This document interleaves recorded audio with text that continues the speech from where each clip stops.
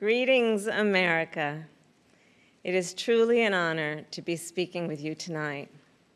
That I am here tonight is a testament to the dedication of generations before me, women and men who believed so fiercely in the promise of equality, liberty, and justice for all. This week marks the 100th anniversary of the passage of the 19th Amendment, and we celebrate the women who fought for that right. Yet so many of the Black women who helped secure that victory were still prohibited from voting long after its ratification. But they were undeterred. Without fanfare or recognition, they organized and testified and rallied and marched and fought, not just for their vote, but for a seat at the table. These women and the generations that followed worked to make democracy and opportunity real in the lives of all of us who followed.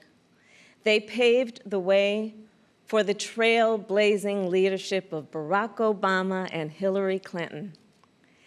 And these women inspired us to pick up the torch and fight on. Women like Mary Church Terrell, Mary Cloyd Bethune, Fannie Lou Hamer, and Diane Nash, Constance Baker Motley, and the great Shirley Chisholm. We're not often taught their stories, but as Americans, we all stand on their shoulders. And there's another woman whose name isn't known, whose story isn't shared, another woman whose shoulders I stand on, and that's my mother, Kamala Harris. She came here from India at age 19 to pursue her dream of curing cancer.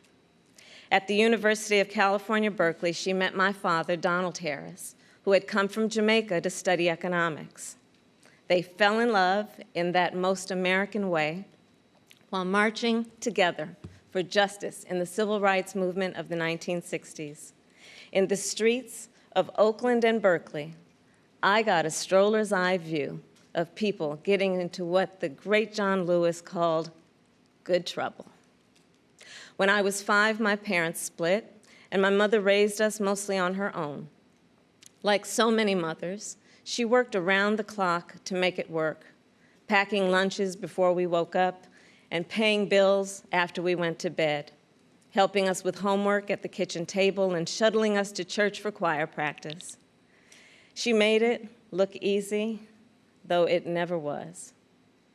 My mother instilled in my sister Maya and me the values that would chart the course of our lives.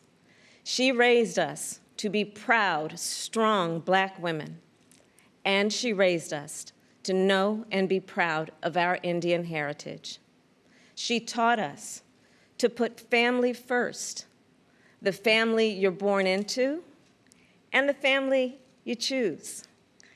Family is my husband, Doug, who I met on a blind date set up by my best friend. Family is our beautiful children, Cole and Ella, who call me Mamala. Family is my sister. Family is my best friend, my nieces, and my godchildren. Family is my uncles, my aunts, and my chitties. Family is Mrs. Shelton, my second mother who lived 2 doors down and helped raise me. Family is my beloved Alpha Kappa Alpha, our Divine Nine, and my HBCU brothers and sisters. Family is the friends I turn to when my mother, the most important person in my life, passed away from cancer. And even as she taught us to keep our family at the center of our world, she also pushed us to see a world beyond ourselves. She taught us to be conscious and compassionate about the struggles of all people, to believe public service is a noble cause, and the fight for justice is a shared responsibility. That led me to become a lawyer.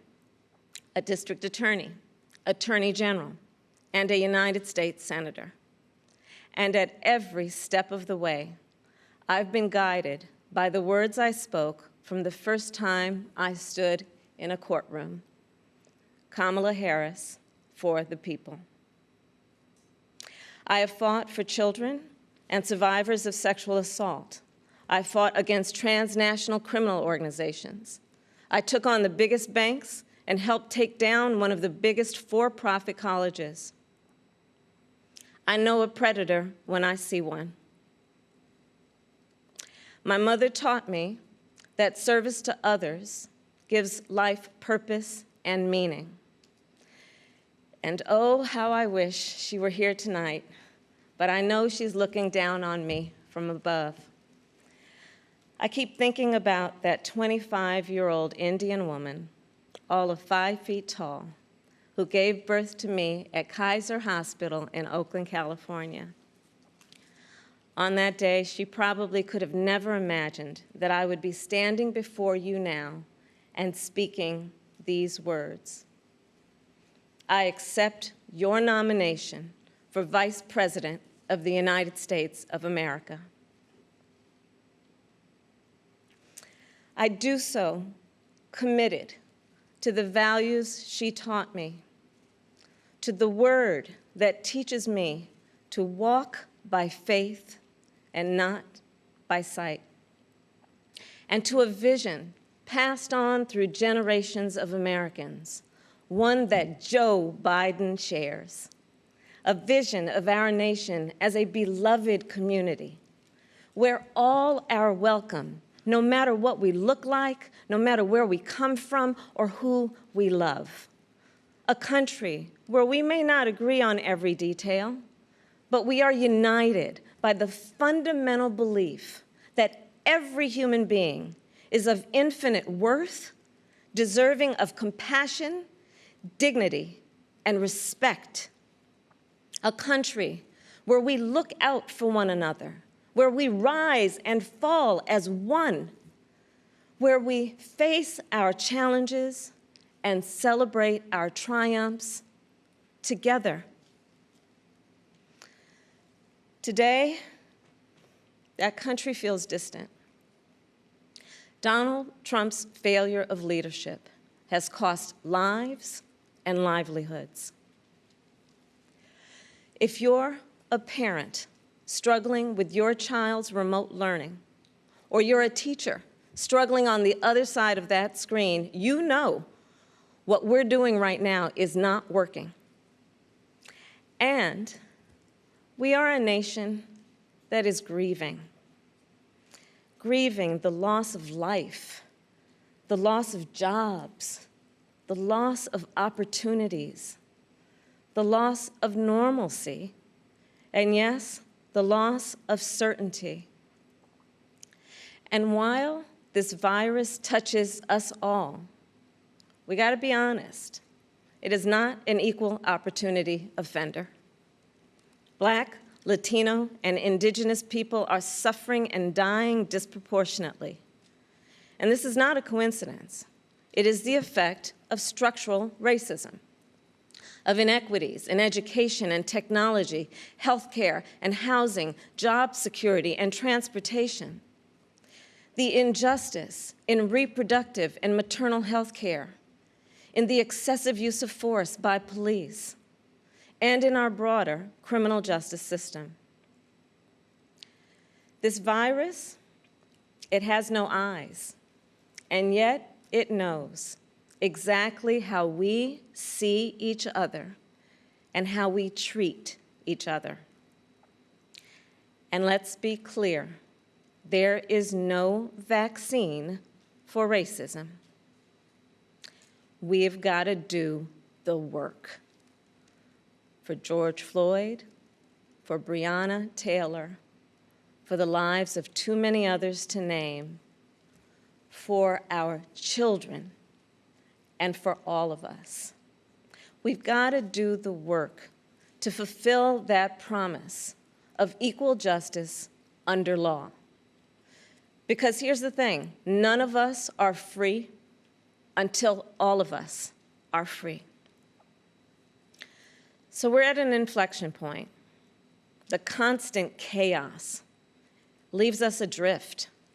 The incompetence makes us feel afraid.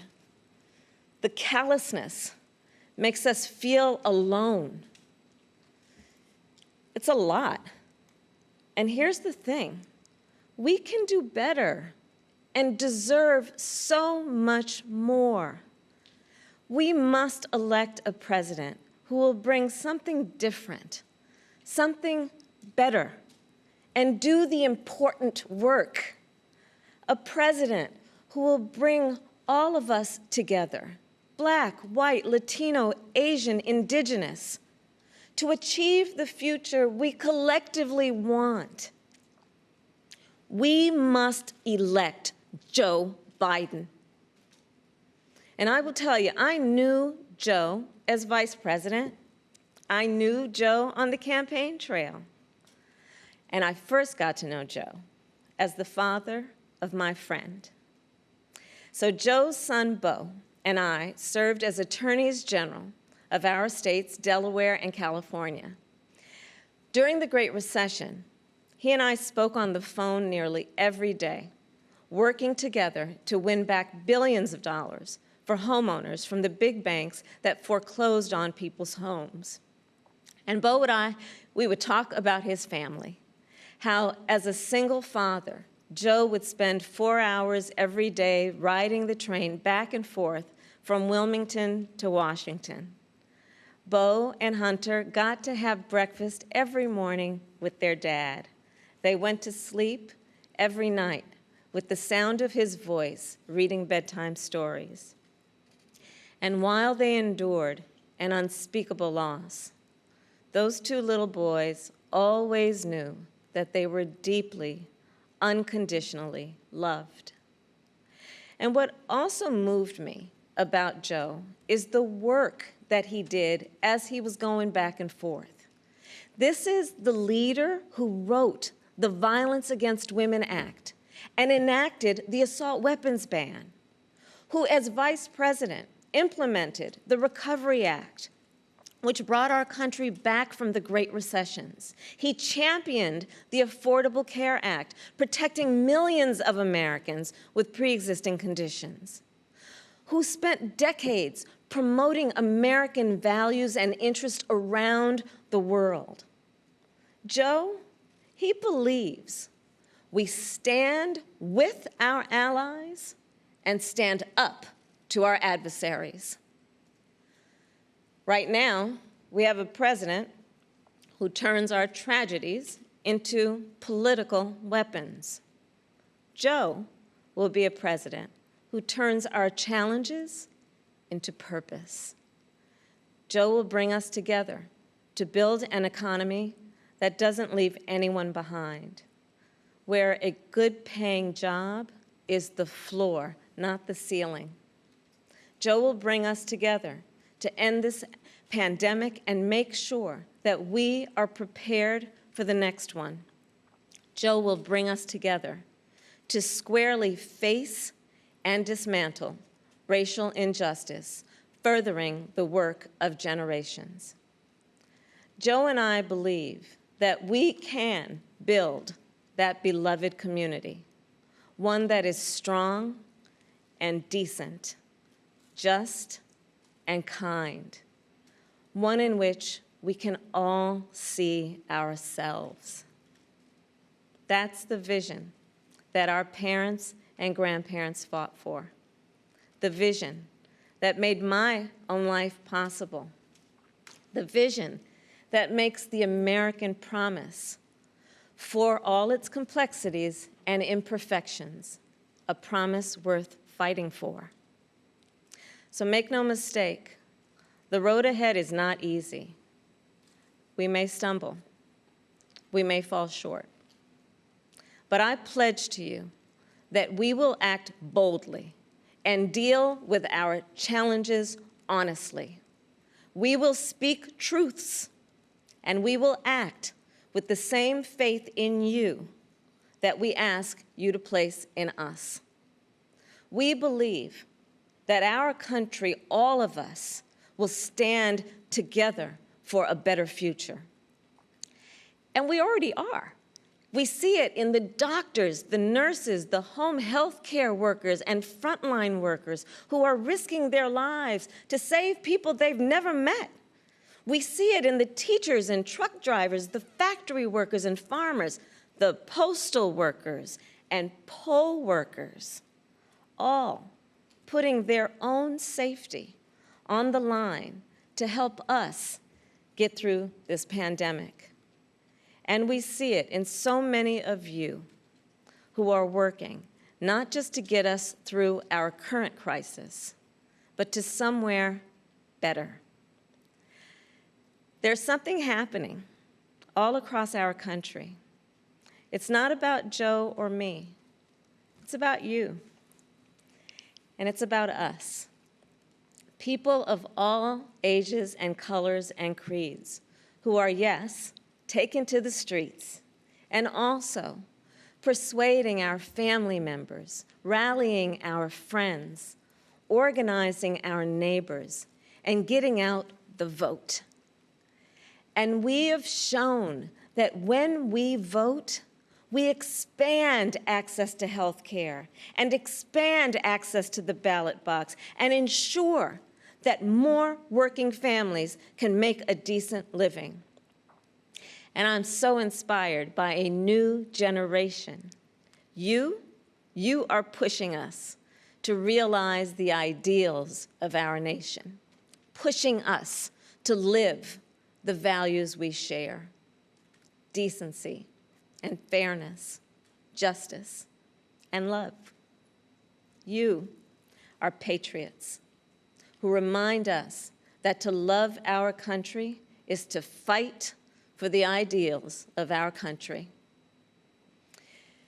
In this election, we have a chance to change the course of history. We're all in this fight.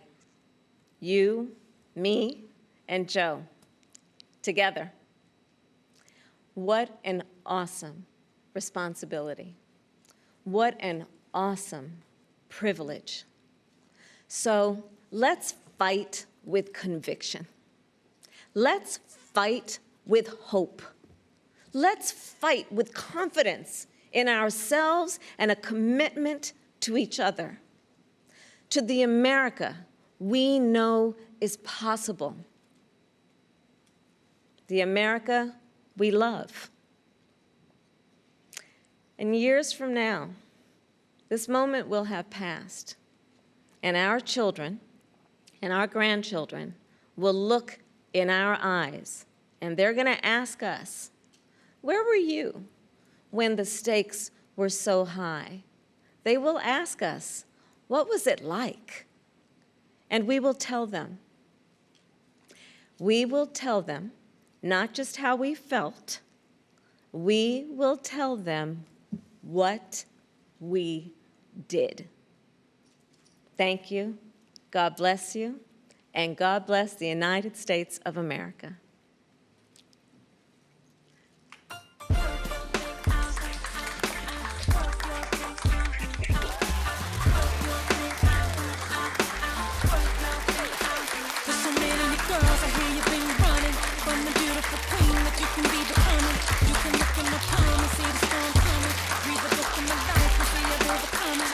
Just